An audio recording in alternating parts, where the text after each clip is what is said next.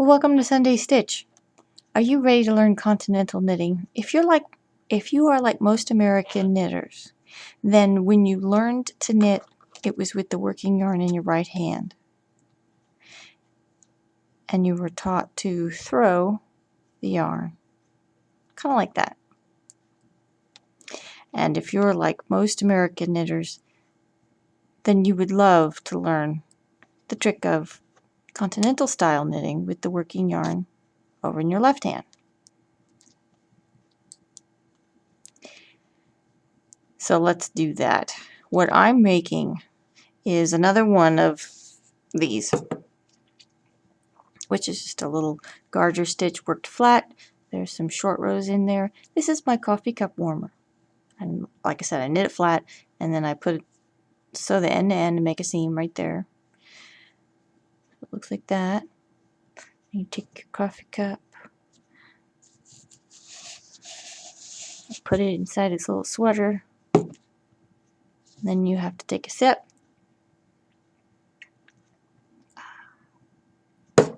And then make another one. That's what we're doing today. So it's all the knit stitch. It's all garter stitch. It's the perfect thing to learn how to continental knit with. Let's back up.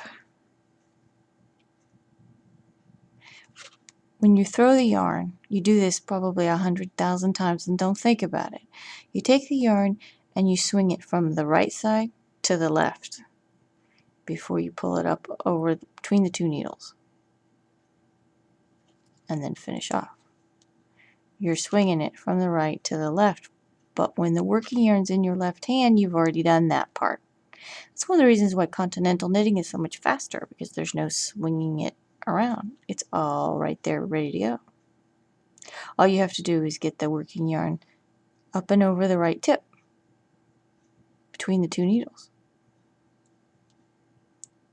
There's different ways of doing this. There is no wrong way to knit. There is absolutely no wrong way to knit. This is how I do it. I'm going to try and show you two slightly different methods.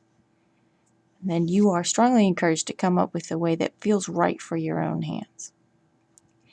But no matter how you accomplish it, you do have to get this working yarn between the two needles.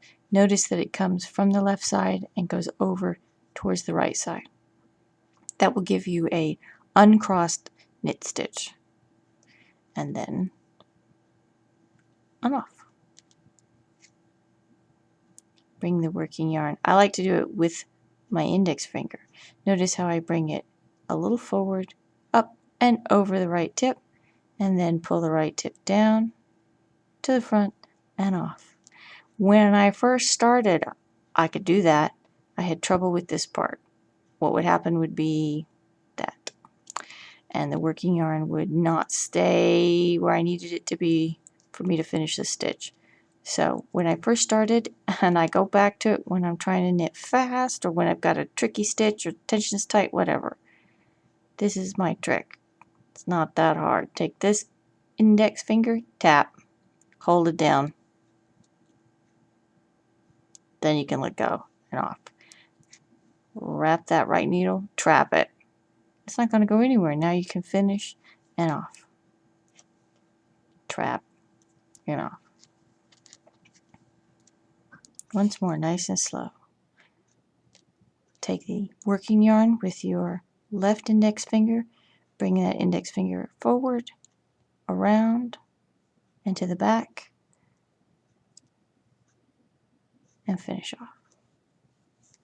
Now, sometimes you've got a knitter that likes to hold the working yarn at a nice high angle, and they like all the motion to be done with their right hand. So you accomplish the same thing, but instead of using this index finger and your left hand to move the working yarn, you leave it right where it is, and you put all the motion in the right hand, and you use your right tip to do it. You take this and swing it around and grab that working yarn, just like that. Accomplishes the same thing, but when you put your hands to motion, this feels very different. Notice I swing it to the right, to the back, to the left, back to the right, and that catches the working yarn, and then I can finish off. Or you might think of it as this tip moves in a clockwise circle.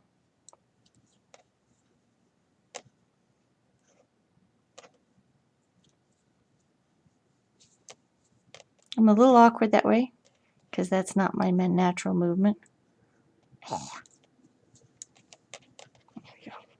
Now, how do I tension my working yarn? You do however it feels comfortable for you, but if you want to see how I do it, I come up from towards me with these 3 fingers and then turn my hand away from me, slip my index finger under the working yarn, and that's what works for me.